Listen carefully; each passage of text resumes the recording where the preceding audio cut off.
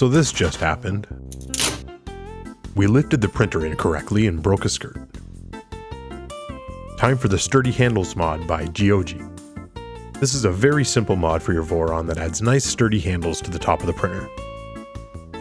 You can find the link in the description. It's a super easy print, and once completed you only need 4 T-nuts and M5 screws to fasten it down. We had to take off the top panel to get the handles to fit properly.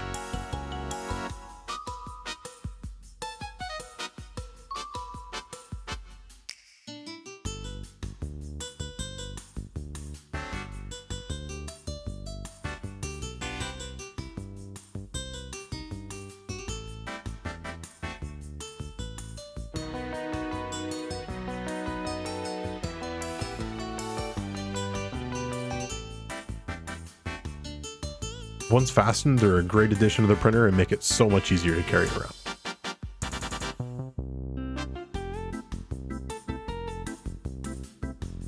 Thanks for watching.